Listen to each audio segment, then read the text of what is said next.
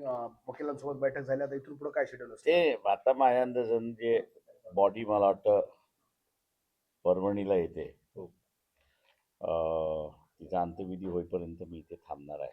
तर ती शांततेने पार पाडली पाहिजे त्या सगळ्या याच्यामध्ये. तर काय वाटतं एकूण परभणीतील सर्व प्रकरणं जर बघितली मी सुरुवातीपासून? 2 प्रकरणं परभणीची बघितली आहे. तुमच्या कोणाच्या लक्षात असेल मला माहित नाहीये. एक असंच प्रकरण एक 10-12 वर्षापूर्वी झालं होतं आणि ते म्हणजे 125 लहान मुलं 14 एप्रिलला आणि त्यावेळेस मी 5-6 तासातच आलो होतो आणि पूर्ण परभणीतल्या जनतेने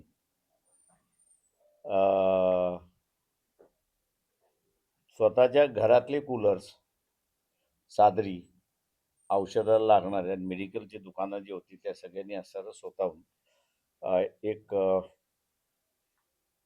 मदत म्हणून, आणि ती गव्हर्नमेंट मदत यायला 3 दिवस लागली होती याची मला जाणीव होती. पण त्या 3 दिवसामध्ये सगळं लागणारं जे आहे ते परभणी शहराने पूर्णपणे पुरवलं होतं, अशी असणारी परिस्थिती आहे. त्याच्यामुळे या शहराचं एक कॅरेक्टर जे आहे ते मला वाटतं त्याच्यातूनच बाहेर पडते, अशी असणारी परिस्थिती आहे. काय वाटतं मला सगळीकडे हा प्रकरण जो आहे हे प्रकरण जे आहे ते नेमकं ती जी व्यक्ती आहे, पवार नावाची असणारी जी व्यक्ती आहे,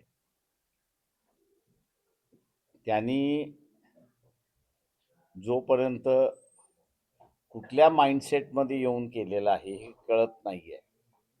आणि मला वाटतं ते एवढ्या लवकर कळेल असं मला स्वतःला वाटत नाही आहे, कारण का ॲडमिनिस्ट्रेशन हे सगळं जे आहे ते लॉ अँड ऑर्डरच्या सिच्युएशनमध्ये त्या ठिकाणी अडकलेलं आहे, अशी परिस्थिती आहे.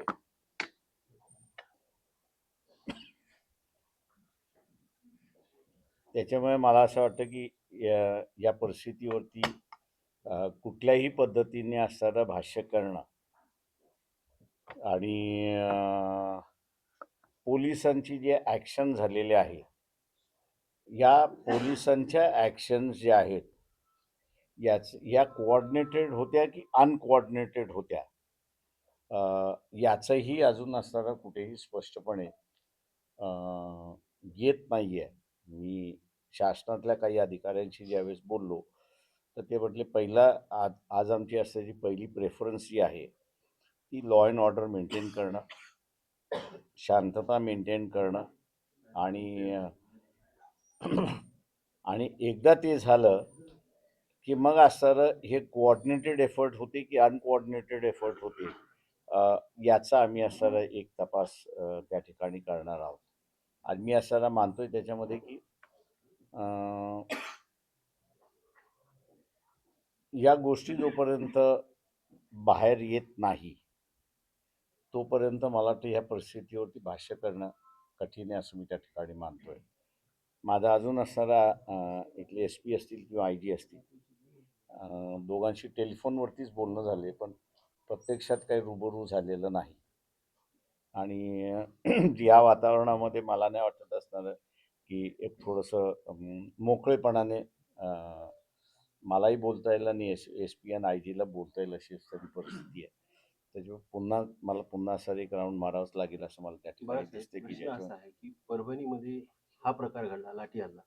बाजूला बीड जिल्हा आहे, सरपंचाची क्रूर हत्या होते, पोलिसाचे अधिकारी आरोपीसोबत सहभागी आहे. कायदा आणि सुव्यवस्थेचा जो मराठवाड्यातला प्रश्न आहे, सरकार आलेलं आहे, आणखी गृह मंत्रालय कुणाकडे माहित नाही. काय वाटतंय हे सर्व? नाही, म्हणूनच मी म्हणालो त्याच्यामध्ये की म्हणजे ज्या पद्धतीचे असणाऱ्या देशमुखच्या हत्येंवरती सायलन्स आहे, हेही माझ्या अंदाजानं एक गूढ आहे असं मी त्या ठिकाणी मानतोय.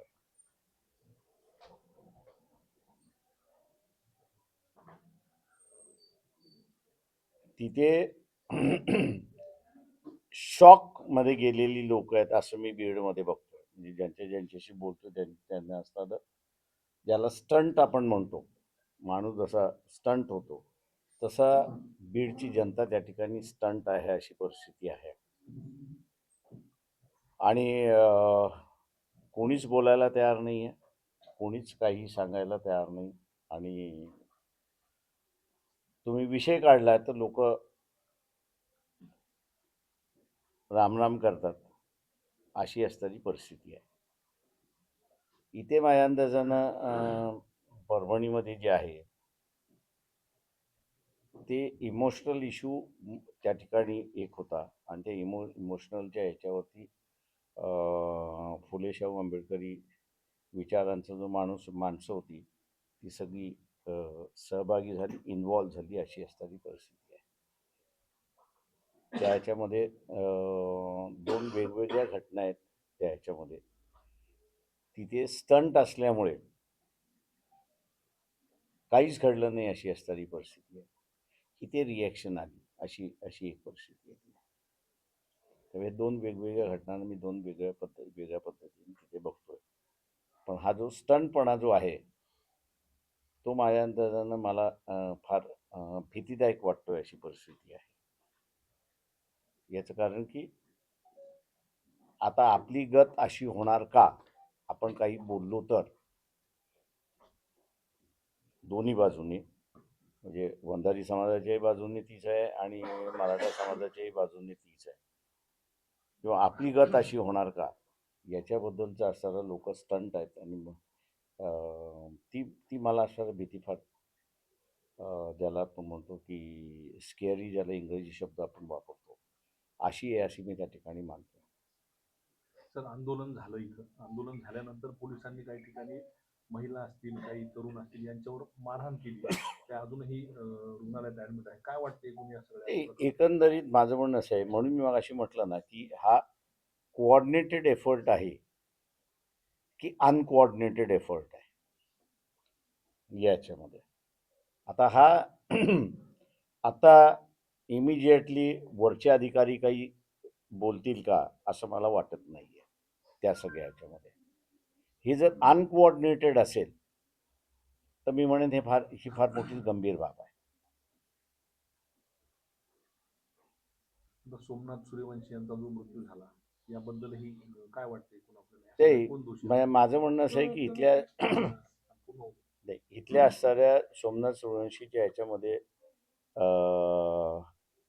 मीच IG आणि SP ना म्हणालो होतो की यांचे जे पोस्टमॉर्टम आहे हे अशा मेडिकल कॉलेजमध्ये झालं पाहिजे की ज्यांच्याकडे फॉरेन्सिक डिपार्टमेंट आहे. आणि औरंगाबादमध्ये फॉरेन्सिक डिपार्टमेंट आहे, अत्यंत चांगलं फॉरेन्सिक डिपार्टमेंट आहे. आणि तिथे मग त्यांचं पोस्टमॉर्टम करायचं त्या ठिकाणी ठरलं. कोर्टाला सुद्धा त्या पद्धतीने असं अर्ज काढला, पण तो प्रेस करण्याची गरज पडली नाही, का ॲडमिनिस्ट्रेशनने ते असताना मान्य केलं अशी परिस्थिती आहे. आणि तिथे असणारं लक्षात आलेलं आहे की मल्टिपल इंजरीज आहेत.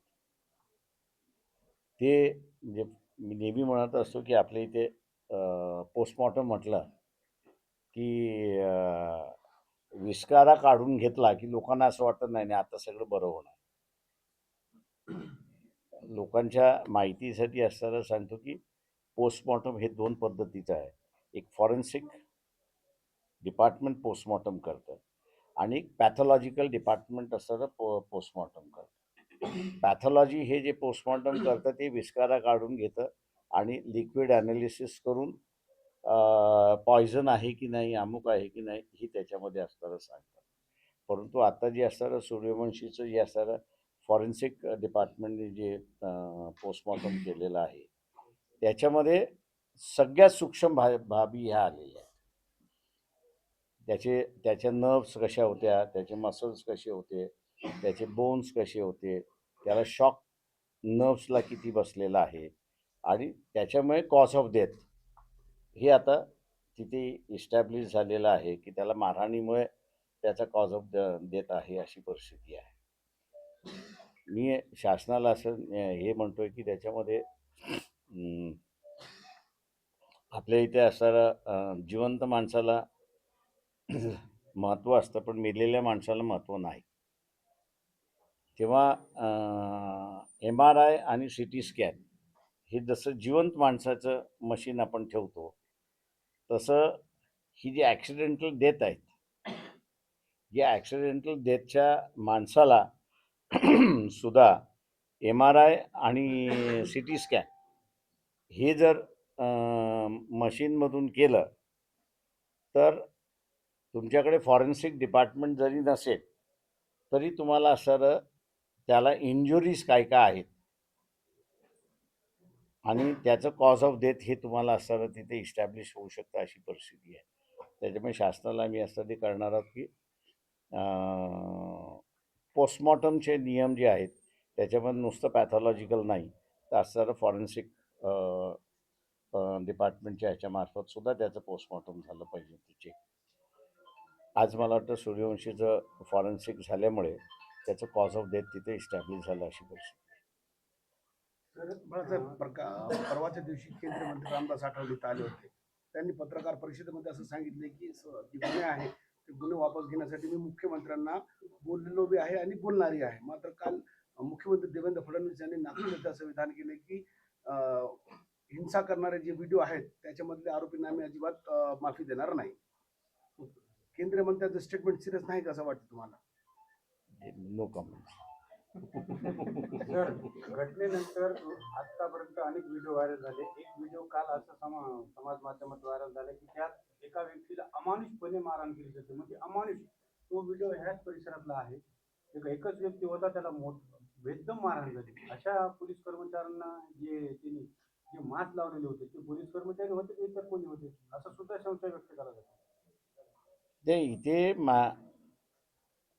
नाही, म्हणून मी त्याच्यामध्ये म्हणालो ना की बेसिकली 5 तासाच्या आतमध्ये कोमिंग ऑपरेशन जे आहे, ही ज्यावेळेस सुरुवात होते त्यावेळेस अनगायडेड मिसाईल ज्याला आपण म्हणतो, तसं महाराष्ट्राच्या आणि देशाच्या व्यवस्थेमध्ये काही सिस्टम आली आहे का, ही. आणि म्हणून मगाशी म्हणालो की मी अधिकाऱ्यांशी बोलल्याशिवाय माझं मत त्या संदर्भातलं मी मांडणार पुढची दिशा सर काय असणार आहे? आपण आता सर्व वकील बांधवांची नाही. मी आत्ता असणारं जे आहे त्याच्यामध्ये की एकतर ज्यांची घरं फोडण्यात आलेली आहेत पोलिसांमार्फत, पोलिसाला कोणाचंही घर फोडण्याचा अधिकार नाही आहे, एक भाग. त्याच्यामुळे त्याची रिस्पॉन्सिबिलिटी ही फिक्स करण्यात यावी. दुसरं जे आहे, पुतळ्याच्या अवतीभोवती जी लाठीचार्ज झाली ती जस्टिफायबल करता येते, कारण का तुम्हाला मॉब पसरवायचा होता, ते वाढवायचं नव्हतं म्हणून. पण 1 किलोमीटरच्या बाहेर तुम्ही जे एकेकाला गाठून जे असताना मारलेला आहे आणि अमानुष मारलेला आहे, हा तो पोलीस आहे की पोलिसाच्या वेशामध्ये दुसरं कोणी आहे, याची असताना आम्ही ती चौकशी करायला त्या ठिकाणी सांगितलेली आहे. आणि पोलिसाला सामान्य माणसाला, म्हणजे तो दंगलीत नाही आहे किंवा दंगलीच्या 1 किलोमीटर बाहेर आहे, त्याला तुम्हाला असणारा मारण्याचा अधिकार नाही किंवा पकडण्याचाही अधिकार नाही. त्याच्यामुळे म्हणून मी मगाशी म्हणालो की बाय इथे कोऑर्डिनेटेड एफर्ट होतं की अनकोऑर्डिनेटेड एफर्ट आहे, हा याच्यातला सगळ्यात मोठा भाग आहे असं मी त्या ठिकाणी मानतो. आणि म्हणून वकिलांनी असं म्हटलं की ज्यांना मारलेलं आहे आणि हे केलेलं आहे अमानुषपणे, त्याच्यासुद्धा केसेस तुम्ही असताना डिस्ट्रिक्ट कोर्टामध्ये दाखल करा. साहेब, जिल्हाधिकारी आणि जिल्हा पोलीस अधीक्षकांच्या एकूणच हे पूर्ण प्रकरण हाताळलं, त्याला कसं पाहता तुम्ही? कारण जिल्हाधिकारी कार्यालय फुटेपर्यंत त्यांनी कुठलाही स्ट्रिक्ट ऑर्डर दिला नव्हता, तर प्रकरण त्यांनी कसं हाताळलं असं तुम्हाला वाटतं? की मला असं वाटतं की पहिल्यांदा ज्यावेळेस असतं हे म्हणजे स्पॉन्टेनियसली दंगल झाली असती तर मी समजू शकलो असतो की बा ती स्पॉन्टेनियस दंगल होती आणि त्या ह्याच्यामध्ये होती. पण इथे माझ्या अंदाजानं जे आहे, म्हणून मी मग अशी म्हणालो की अजून मी थोडंसं ओपिनियन व्यक्त करायला हेजिटेंट आहे. तर काही व्हिडिओ मला असं पोलीसच लाठीचार्ज करतात आणि दगड मारतात हे आलेलं आहे. त्याच्यामुळे ते ट्युटर्ड व्हिडिओ आहेत किंवा क्लोनिंगचे व्हिडिओ आहेत ते बी थोडंसं जरा बघायला सांगितलेलं आहे आणि मला एकदा कळलं की ते जेन्युइन आहेत मग मी माझं मत त्या ठिकाणी व्यक्त करेन. व्यापाऱ्यांनी कुठले असा व्हिडिओ आरोप केला जे बाळासाहेब नागरिक की फोडतायत ते का पोलीस फोडतायत कलेक्टर ते? आणि एसपींच्या दुर्लक्षामुळे हे आंदोलन चिघळलं. त्यांच्यावर निलंबनाची कारवाई करावी. त्यांनी जर पावलं उचलली असती तर हे आंदोलन चिघळलं नसतं.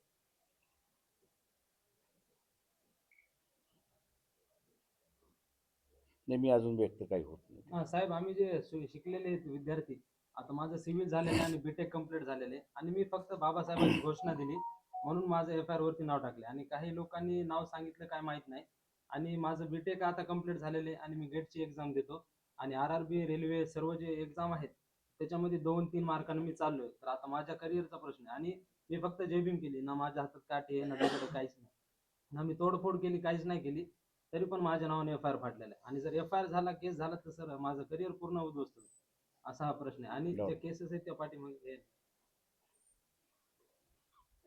काही राजकीय स्टेटमेंट सुद्धा दरम्यानच्या काळात आले. आता काही ज्यांनी मंत्रिपदाची शपथ घेतली मेघना बोर्डीकर त्यांनी परभणीचे उबाटाचे खासदार संजय जाधव आणि राष्ट्रवादी शरद पवार गटाचे राज्यसभा खासदार फौजा खान यांच्या चिथावणीखोर भाषण झाले आणि त्यामुळं हे प्रकरण मी चिघळलं असं सांगितलं. असं मी एवढं ठाम स्टेटमेंट करू शकतो की 2 मराठ्यांच्या भांडणामध्ये हा सगळा बळी आहे. कोणतं दोन मराठी थांब ते योग्य वेळेस नाव सांगेल. साहेब केस झालेले आहेत त्याच्या संदर्भात ए भाऊ, घेतील भाऊ नोंद घेतील. आम्ही नोंद प्रेसमध्ये घेतलेली आहे बोलू चाललेली त्याच्यावर. बाकी आता आज पुढे काय आता कुठे कुठे म्हणजे या सर्वांच्या नाही, मी आता हे भेटणार. मी जसं मागाशी म्हणालो की ती बॉडी आली की त्याचा अंत्यविधी इथेच ते करायचं त्यांच्या आईवडिलांचं आणि भावांचं चाललंय ते होईपर्यंत मी इथेच आहे. मी थांबणार आहे तिथे. साहेब, जनतेला काय आवाहन करणार आहे? ते मी असं जनतेने असं एकतर सहनशीलता फार दाखवलेली आहे त्या सगळ्या याच्यामध्ये आणि त्यांनी असंच सहकार्य करत राहावं अशी माझी त्यांचे विनंती आहे. मला सांग, अंत्यविधीला उपस्थित राहणार तुम्ही मी अंत्यविधीला थांबणार तिथपर्यंत थांबणार. म्हणजे त्या ठिकाणी हा, स्मशानभूमीपर्यंत हा, थांबणार. हा. साहेब, परभणी शहरात धरण आंदोलन सुरू आहे, तिथं आपण उपस्थित राहणार आहे. आम्ही जाणार आहे त्याच्यामध्ये. ओके. ओके.